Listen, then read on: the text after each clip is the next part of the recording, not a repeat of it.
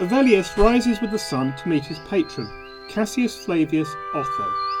Excited by another opportunity to be with Cassius, he hurriedly washes his face in his wash basin and puts on his clean white toga, ready to seize the day. He steps into the busy road. He makes his way through the dirty streets, through the marketplace, filled with sellers yelling their wares: fish, fruit, meat. Aurelius hurries past. He's focused on his destination, the house of Cassius. In ancient Rome, if a nobody wanted to become a somebody, he had to affiliate with a great man. He needed to be a client of a patron. At the first and second hours of the day, clients like Aurelius went to the houses of their patron to collect a sportula, a gift of food and money. When he arrives, Aurelius sees that the other clients of Cassius are standing outside, waiting to be let in. Aurelius waits for a while, and soon Cassius is ready to meet his clients, and the salutatio commences. Cassius hands out the sportulae, each filled with a nice amount of food. Paying respects to Cassius, they all eat.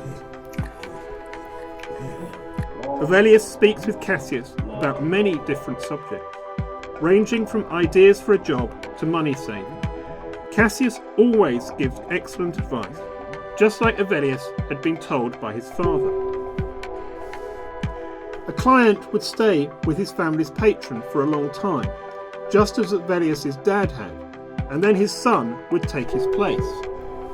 This showed the fierce loyalty of the client's family to their patron, and if Aurelius had a son, he would be destined to become the client of Cassius. Aurelius and the clients escort Cassius to the bathhouse, where they take a relaxing 3-stage bath from the hot room to the cold room, and then finally to the sweating room. They apply oil and then striggle it off, leaving themselves clean. Aurelius does not speak to Cassius much at this time, but then he remembers that today was a special day. Today was the day he had been invited to dinner at Cassius's house. He had not received such an invitation for over 2 months, and thus this really was a special occasion. When the clients have arrived for dinner, Aurelius receives a bit of a shock. He is placed far away from his patron and is eating worse food. Most of the others are eating mullet and lamprey, while he has to make do with eel and pike. Being new to the patron-client system, for the first time Aurelius sees how unfairly clients were treated. As Juvenal was to write in the 2nd century AD, the clients were only too likely to be placed apart from their patron and served with inferior food and drink. While the patron had his mullet and lamprey, the clients had their eel and pike fed on sewage. However, this insulting gesture doesn't dampen Aurelius's mood. He still eats the food and drinks the wine and laughs as the end of the day comes.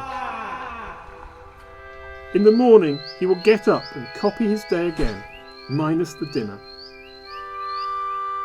Some people think that the patron-client system was degrading, but it was the only way to climb the social ladder.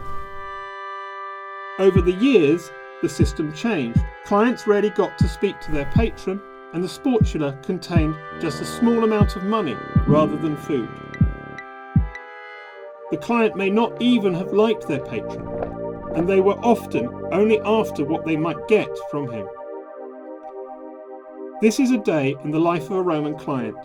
It is debatable as to how fair the system was.